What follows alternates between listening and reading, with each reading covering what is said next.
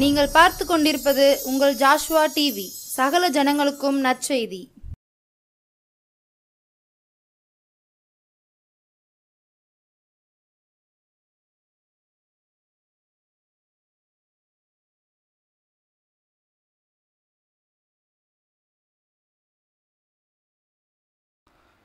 Praise the Lord. கர்த்தருடைய பரிசுத்த நாமத்துக்கு மகிமை. ஆண்டவர் ரட்சகருமாக இருக்கிற இயேசு கிறிஸ்துவின் நாமத்தினால் ஆசீர்வதிக்கப்பட்டதான இந்த புதிய மாதத்திலே உங்களை சந்திப்பதிலே மிகுந்த சந்தோஷம். கர்த்தர் நம்மை மட்டுமாய் நிற்க செய்திருக்கிறார். மட்டும் நிற்பதும் நிர்மூலமாகாமல் இருப்பதும் கர்த்தருடைய கிருபை. அதை நினைத்து நன்றி அறிதலோடு நாம் ஒவ்வொரு நாளும் துதிகளையும் ஸ்தோத்திரங்களையும் மகிமை தேவனுக்கு நாம் செலுத்த வேண்டும். கர்த்தர் நம்மை ஆசீர்வதிப்பார். அருமையான சங்கீதக்காரன் சொல்லியிருக்கிறான், நான் நிற்பதும் நிர்மூலமாகாமல் இருப்பதும் தேவனுடைய கிருபை. இந்த புதிய மாதத்தை கர்த்தர் நமக்கு கிருபையாக காணக்கூடிய பாக்கியத்தை கர்த்தர் நமக்கு தந்திருக்கிறார். நாம் எதை செய்தாலும் தேவநாம மகிமைக்காக செய்ய வேண்டும். கர்த்தரை நாம் இந்த புதிய மாதத்திலே மகிமைப்படுத்த வேண்டும். அவருடைய ஆசீர்வாதம் நம்மிடத்தில் விளங்க வேண்டும். அதை நாம் சுதந்திரித்து கொள்ள வேண்டும். அநேகர் அதை கண்டு கர்த்தராகிய இயேசு கிறிஸ்துவை தேடி வர வேண்டும். அப்படியாக நாம் தேவனுக்கு பிரியமானவர்களாக காணப்படுவோம். கர்த்தர் நம்மை ஆசீர்வதிப்பார். ஆமென். அல்லேலூயா. கர்த்தருக்கு மகிமை உண்டாகட்டும். இந்த புதிய மாதத்திலே நாம் தியானிக்க இருக்கிறதான ஆசீர்வாதமான கர்த்தருடைய வார்த்தை திருப்பிக் கொள்ளுங்க. எல்லாரும் வாசிப்போம். 1 சாமுவேல் 24வது அதிகாரம் வாசிக்க கேட்கக்கூடிய வசனம். 1 சாமுவேல் 24வது அதிகாரம் 15வது வசனம். கர்த்தர் நியாயாதிபதியாயிருந்து எனக்கும் உமக்கும் நியாயம் தீர்த்து எனக்காக வழக்காடி நான் உம்முடைய கைக்கு தப்ப என்னை விடுவிப்பாராக என்றார். ஆமென். அல்லேலூயா. ஜெபிப்போம். எங்கள் அன்பின் பிதாவே, கர்த்தராகிய இயேசு கிறிஸ்துவின் நாமத்தினால் உம்மை ஸ்தோத்திரிக்கிறோம். கிருபையாய் தந்த இந்த புதிய மாதத்துக்காக உமக்கு ஸ்தோத்திரம். ஆண்டவரே, அப்பா, வார்த்தையில் ஜீவனுள்ளவரே என்கிற இந்த செய்தி வேளையில் நாங்கள் உம்முடைய திருவசனத்தை தியானிக்க இருக்கிறோம். ஆண்டவராகி கர்த்தர் நீர் எங்களோடு நீர் பேசுங்க, எங்களோடு இடைபடுங்க. ஆண்டவரே, அப்பா, வார்த்தை கேட்கிற ஒவ்வொரு பிள்ளைகளும் ஆசீர்வதிக்கப்படட்டும். அவர் தம்முடைய ஜனத்தை வசனத்தை அனுப்பி குணமாக்குகிறார் என்று வேதம் சொல்லுகிறது. உம்முடைய ஆவி ஆத்மா சரீரத்திலே விடுதலை, ஆசீர்வாதத்தை, சுகத்தை தருகிற உடைய ஜீவனுள்ள வார்த்தை அனுப்புங்க. ஆண்டவரே, உடைய நாமத்திற்கு மகிமை உண்டாகும்படியாக ஜெபிக்கிறோம். உடைய திருவசனத்தை சுமக்கவோ அறிவிக்கவோ எவ்வளவேனும் தகுதி இல்லை. தேவன் எங்களோடு கூட பேசுங்க. தாழ்த்தி வெறுமையாக்குகிறோம். மகிமை, கனம், துதி எல்லாம் இயேசுவுக்கு செலுத்துகிறோம். இயேசு கிறிஸ்துவின் நாமத்தில் வேண்டி ஜெபிக்கிறோம் ஜீவனுள்ள நல்ல பிதாவே. ஆமென். அல்லேலூயா.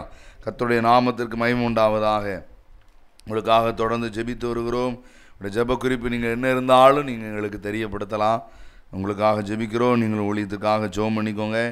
கர்த்தர் உங்களை ஆசீர்வதிப்பார். கர்த்தருக்கு மகிமை. சங்கீதக்காரனாகிய தாவீதினுடைய நாட்களிலே நடந்த ஒரு சம்பவத்தை நாம் பார்க்கிறோம்.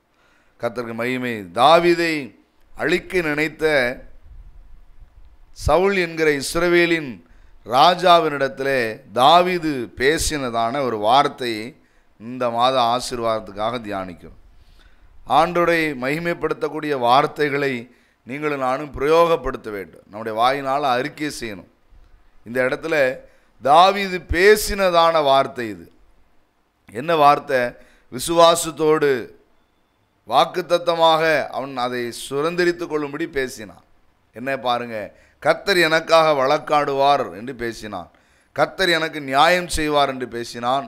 எனக்கு விடுதலை தருவார், என்னை யாரும் அழிக்க முடியாது என்று தேவனை முன்னிறுத்தி அவன் வாக்குத்தத்தத்தை என்ன செய்தான் பாருங்க பேசுகிறான். ஆனால் நீங்களும் விசுவாசமுள்ள வார்த்தைகளை என்ன செய்யுங்க, போதும் பேசுங்க. வேறும் சொல்கிறது, பக்தி விருத்திக்கு எதுவான நல்ல வார்த்தைகளே என்ன செய்யுங்க.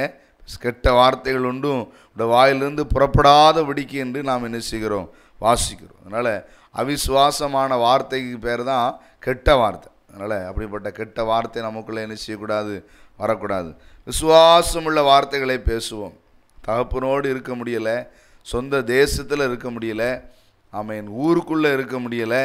அப்பேற்பட்ட நிலைமையில் இருந்த தாவீது விசுவாசத்தோடு பேசி சொல்லுகிறான், கர்த்தர் எனக்கு நியாயம் செய்வார், எனக்காக வழக்காடுவார், என்னை தப்புவிப்பார், என்னை விடுதலையாக்குவார் என்று அவன் பேசினான். அதனால் நீங்களும் நானும் ஜீவனுள்ள வார்த்தையை, விசுவாசமுள்ள வார்த்தையை தேவனை மகிமைப்படுத்தி நீங்களும் நானும் பேசுகிறவர்களாக இருப்போம்.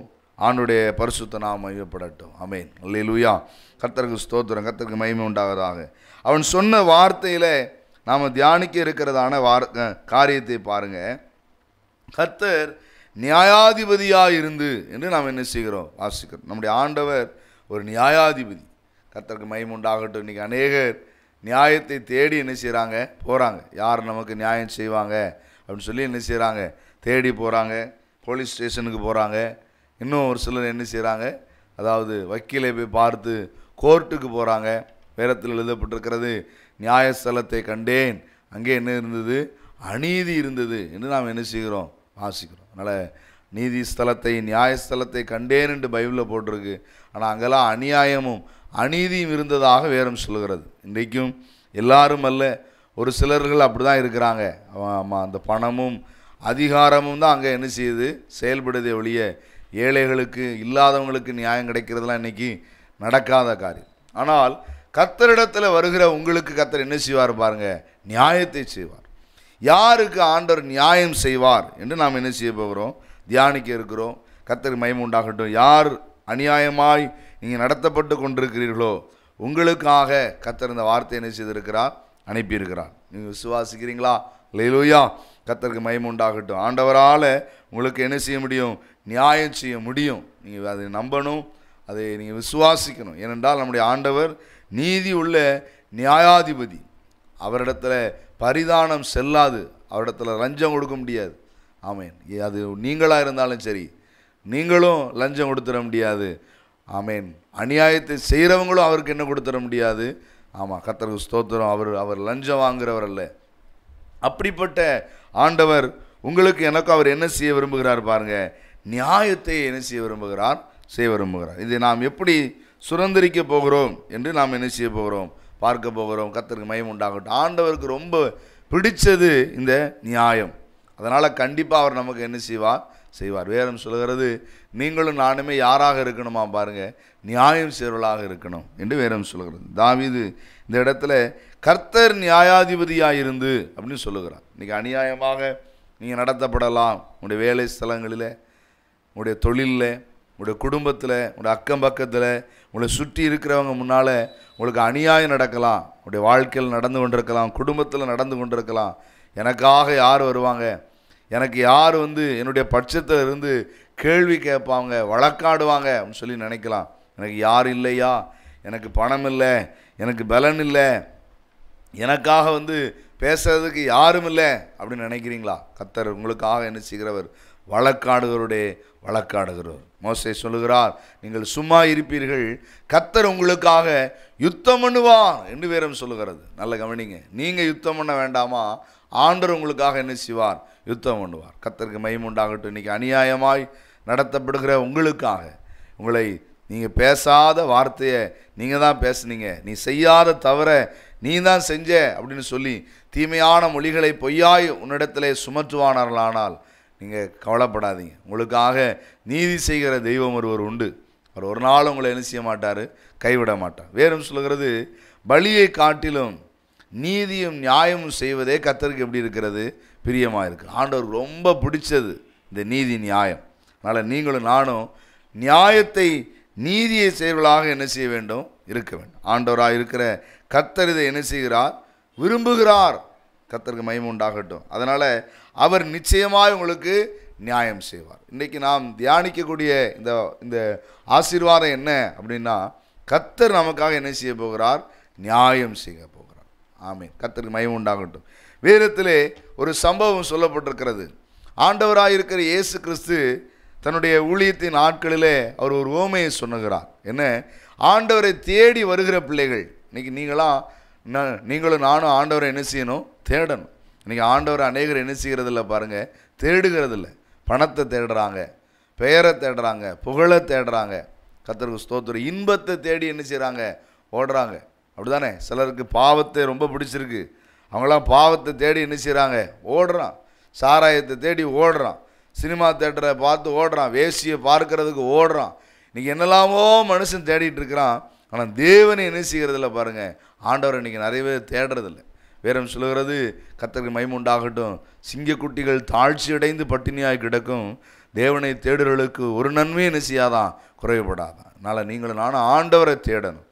ஆண்டவரை தேடுகிறதற்காக கிறிஸ்து ஒரு ஊமையை சொல்லுகிறார்.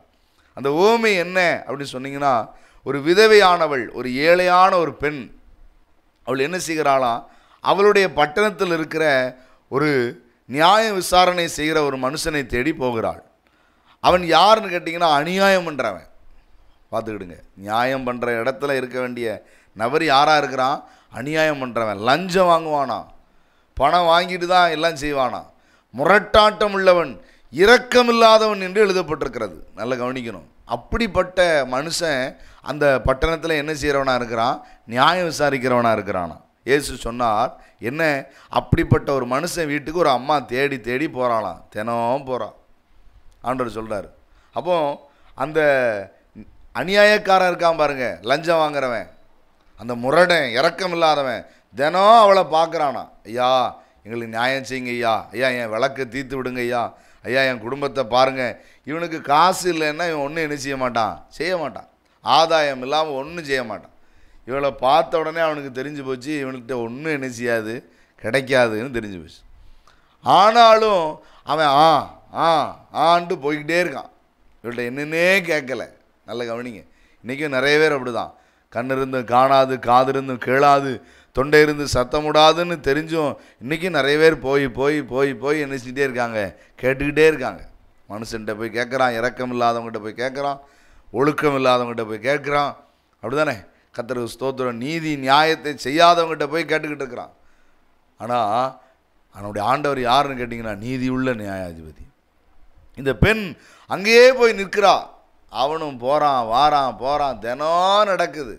ஒரு நாள் அவன் யோசித்தானா, இரக்கமில்லாதவன், கொடூரமானவன், ஆமாம், பணம் வாங்காமல் ஒரு காரியத்தை செய்ய மாட்டான். அவன் ஒரு நாள் யோசித்தானா, இந்த அம்மா தினந்தோறும் வாசலில் வந்து நிற்காளே, இவன் என்னை அலட்டிக்கிட்டே இருக்கிறாளே, தினம் தினம் தினம் தினம் வந்து நிற்கிறாளே, இவளுக்கு ஒவ்வொரு நாளும் ஒவ்வொரு சாக்கை சொல்லியாச்சு, ஒவ்வொரு காரணத்தை சொல்லியாச்சு. ஆனால் இவ வந்து என்னை தேடி வர்றதை என்ன செய்ய மாட்டேங்காளே, நிறுத்த மாட்டேங்காளே அப்படின்னு ஒரு நாள் முடிவு பண்ணானா. இரக்கம் இல்லாதவன் என்ன முடிவு பண்ணானா பாருங்க. ஆண்டவர் சொல்கிறாரு, அந்த கொடூரமானவன் இந்த ஏழை பெண்ணுக்காக இவளுக்கு ஒரு நியாயத்தை செஞ்சு எப்படியாவது இவளை அனுப்பிடணும். சொல்லுங்க அல்லேலூயா, கர்த்தருக்கு மகிமை உண்டு. ஆண்டவர் சொல்கிறார், ஒரு கொடூரமானவன், லஞ்சம் வாங்குறவன், அநியாயக்காரன், இரக்கம் இல்லாதவன் தேடி தேடி வந்த ஒரு காரணத்துக்காக நியாயம் செய்வானானால், கர்த்தருக்கு மகிமை உண்டாகட்டும், நீதியுள்ள நியாயாதிபதியை நீங்களும் நானும் தேட வேண்டாமா? உங்களுக்காக எனக்காக வழக்காடுகிறவரை, உங்களுக்காக எனக்காக யுத்தம் பண்ணுகிறவரை நாம் தேட வேண்டாமா? ஐயா அம்மா கவனிங்க, இன்றைக்கி அநேகர் ஆண்டவரை தேடுறதில்லை, ஆராதிக்கிறதில்லை, ஜெபம் பண்ணுறதில்லை, வேத வாசிக்கிறதில்லை. இன்றைக்கி ஆலயங்கள், சபைகளெல்லாம் உபவாச கூட்டங்களுக்கு ஆள் இல்லை. கவனிங்க, கர்த்தருக்கு ஸ்தோத்திரம். விழிப்பு ஜெபங்களுக்கு ஆள் இல்லை. ஏதோ ஒரு சடங்காச்சாரமாக ஆராதனைக்கு மட்டும் வர்றாங்க. இல்லைன்னா பெயர் கிறிஸ்தவர்களைப் போல ஒரு பண்டிகைக்கு ஒரு வருஷத்தில் ஒரு நாள் என்ன செய்கிறாங்க, ஆலயத்துக்கு வர்றாங்க. அந்த நிலைமைக்கு ஆகிப்போச்சு இன்னைக்கு. கர்த்தருக்கு ஸ்தோத்திரம். ஆனால் நீங்களும் நானும் தேவனை என்ன செய்ய வேண்டும், தேடணும். உங்களுக்கு நியாயம் நடக்கணும்னு நினைக்கிறீங்களா, தொடர்ந்து ஆண்டவரை தேடி போய் பாருங்கள். ஜெபம் பண்ணுங்க, தினந்தோறும் ஜெபம் பண்ணுங்க. வாரந்தோறும் ஞாயிற்றுக்கிழமை ஆண்டவருடைய சமூகத்துக்கு ஆராதிக்க போங்க, குடும்பமாக ஆராதனை செய்ய போங்க. கர்த்தருக்கு மகிமை உண்டாகட்டும். வேதம் சொல்லுகிறது, அருமையான சங்கீதக்காரனாகிய தாவீது சொல்லுகிறார், கர்த்தருக்கு ஸ்தோத்திரம், எருசலேமிலே யூத வம்சத்தானுடைய சிங்காசனமும் நியாயஸ்தலமும் இருக்கிறது, அங்கே எங்களுடைய கால்கள் நிற்கலாயிற்று. எருசலேம் என்றால் எங்கே பாருங்க, சபை, ஆண்டவரை ஆராதிக்கிற இடம், பலி செலுத்துகிற இடம். அங்கே எங்கள் கால்கள் நிற்கலாயிற்று. என்ன முகாந்திரம் தெரியுமா? அங்கே தேவனுடைய சிங்காசனமும் நியாயஸ்தலமும் இருக்கிறதாம். நல்ல கர்த்தர் உங்களுக்கு நியாயம் செய்வார். ஆண்டவரை ஆராதிக்க வாங்க, தொழுது கொள்ள வாங்க, இயேசுவை மகிமைப்படுத்துகிறதற்கு வாங்க, ஜெபம் பண்ணுங்க, ஆண்டவரை நோக்கி விண்ணப்பம் பண்ணுங்க, வேண்டுதல் செய்யுங்க, ஸ்தோத்திரம் பண்ணுங்க, உபவாசம் பண்ணுங்க. கர்த்தருக்கு மகிமை உண்டாகட்டும். நிச்சயமாய் உங்களுக்காக அவர் வந்து என்ன செய்வார், வழக்காடுவார். உங்களுக்காக வந்து யுத்தம் பண்ணுவார். அதை உங்கள் கண்ணால் நீங்கள் பார்க்க போகிறீங்க. உங்களுக்காக அவர் செய்ய போகிறது. கடந்த நாளில் எங்கள் சபையில் ஒரு அம்மா சாட்சி சொன்னாங்க. கர்த்தருக்கு மகிமை உண்டாகட்டும். கவனிங்க, அவங்களுக்கு இறந்ததான ஒரு இடம், தோட்டம், அவங்க சந்ததியாய் அவருடைய முன்னோர்கள் இருந்து அதை பயன்படுத்தி கொண்டு இருந்திருக்கிறாங்க பாபநாசம் வீக்கபுரம் பகுதியில். பாருங்கள், இப்போ அநேக, அதாவது சிட்டி டெவலப் ஆக ஆரம்பிச்சிருச்சு, முன்னேற ஆரம்பிச்சிருச்சு பாருங்கள். அதனால் தோட்டம் வரைக்கும் வீடுகள் எல்லாம் வர ஆரம்பிச்சிருச்சு. அப்போது இவங்க தோட்டத்துக்கு முன்னால் இவங்க பயன்படுத்தி கொண்டிருந்த அந்த பாதையை என்ன செஞ்சிட்டாங்க, மறித்து ஃப்ளாட்டு போட்டு அதுக்கு அப்ரூவல் வாங்கிட்டாங்க. இவங்க எல்லாத்துக்கும் அது பொது பாதையாக இருந்திருக்குன்னு இவங்களும் அதை பயன்படுத்திகிட்டு இருந்திருக்கிறாங்க. கடைசி பார்த்தா அப்ரூவலில் பார்த்தா இவங்களுக்கு பாதை கிடையாதுன்னு வந்துருச்சு. இப்போ அவங்க அந்த வழியாக போக முடியாது. அவங்க சொல்லாத ஆள் இல்லை. கவனிங்க, ஆமாம், உள்ளூரில் போய் பேசியிருக்கிறாங்க, ஜாதி அந்த சங்கத்திலேருந்து பேசியிருக்கிறாங்க, ஊருக்காரங்கிட்ட பேசியிருக்கிறாங்க, லோக்கலில் போலீஸ் ஸ்டேஷனில் பேசியிருக்கிறாங்க, வக்கீல் மூலமாக கோர்ட்டில் போட்டிருக்கிறாங்க, தாசில்தாரை பார்த்துருக்குறாங்க, விஓவை பார்த்துருக்காங்க, கலெக்டர் ஆஃபீஸ் வரைக்கும் போயிருக்காங்க. எல்லாம் பண்ணியாச்சு, ஒரு தீர்வே வரலை, ஒரு முடிவே வரலை. ஆமாம், இந்த வாரம் போன வாரம் ஞாயிற்றுக்கிழமை சபையில் சாட்சி சொல்கிறாங்க, கர்த்தருக்கு ஸ்தோத்திரம், கர்த்தருக்கு மகிமை உண்டாகட்டும். ஆமாம், நாங்கள் எல்லா பக்கம் போயிட்டோம், கர்த்தருக்கு ஸ்தோத்திரம், ஆனால் ஆண்டவர் எங்களுக்கு நீதி செய்தார். சொல்லுங்கள் அல்லேலூயா, கர்த்தருக்கு மகிமை உண்டாகட்டும்.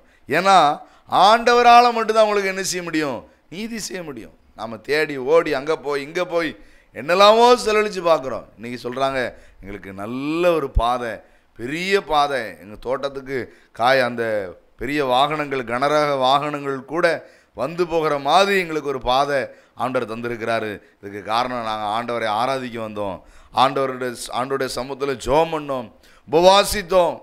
பாருங்கள், தேவனை தேடுறாங்க. நீங்களும் நானும் தேவனை தேட வேண்டும். தேடுகிற பிள்ளைகளுக்கு கர்த்தர் என்ன செய்வாராம் பாருங்கள், நியாயம் செய்வார். அதனால் நீங்களும் நானும் ஆண்டவரை என்ன செய்யணும், தேடணும். உங்களுக்கு நியாயம் கிடைக்கலன்னு நினைக்கிறீங்களா? உங்களுக்கு அநியாயம் நடந்துருச்சா?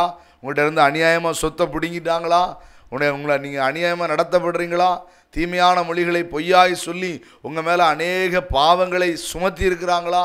நீங்கள் செய்யாத தவறுக்காக தண்டனை அனுபவித்து கொண்டிருக்கிறீங்களா? ஆண்டவரை தேடுங்க. நிச்சயமாக கர்த்தர் உங்களுக்கு என்ன செய்ய போகிறார், அற்புதம் செய்ய போகிறார். என் கூட ஜெபம் பண்ணுறீங்களா? எல்லோரும் கண்களை மூடி, கர்த்தருடைய சமூகத்தில் கண்ணை மூடி, ஆமே கண்ணை மூடி ஜெபம் பண்ணுங்க. அவர் இரக்கத்தில் ஐஸ்வர்யம் உள்ளவர், முரட்டாட்டமானவன் இரக்கமில்லாதவன் நியாயம் செய்வானானால் நம்முடைய ஆண்டவருடைய இரக்கத்திற்கு முடிவே இல்லை என்று தீர்க்க தரிசனம் சொல்லுகிறது. இன்றைக்கி ஆண்டுடைய சமூகத்தில் கண்ணை மூடி ஸ்தோத்திரம் பண்ணி ஹல்லேலூயா, ஹல்லேலூயா, பிரைஸ் தி லார்ட். கர்த்தருக்கு மகிமை உண்டாவதாக, மகிமை உண்டாவதாக. அன்பான குடும்பத்தாருக்காக, அன்பான மகளுக்காக, அன்பான மகனுக்காக, இந்த குடும்பத்தாருக்காக ஜெபிக்கிறோம். எங்களுக்கு நியாயம் செய்ய யார் உண்டு? ஆண்டவரே, எங்களுக்கு உரியதை அபகரித்து கொண்டார்கள், எங்களை ஏமாற்றி கொண்டார்கள். ஆண்டவரே, எங்களுக்கு விளங்காதபடி எங்களிடத்தில் கையெழுத்து வாங்கி கொண்டார்கள்.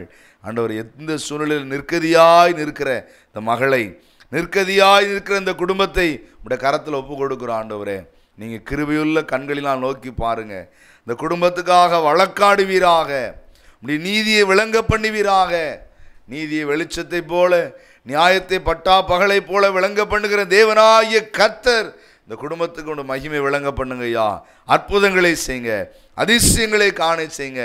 இப்படி அவிசுவாசத்தை ஒளிந்து போக செய்வீராக. ஆண்டவரே, இப்படி நாமத்திற்கு மகிமை வர பண்ணுங்க. இந்த பிள்ளைகள் உண்மை தேடுகிறதை ஒரு நாள் விடப்போவதில்லை, உம்முடைய சமூகத்தில் ஜெபிக்கிறதை ஒரு நாள் விடப்போவதில்லை.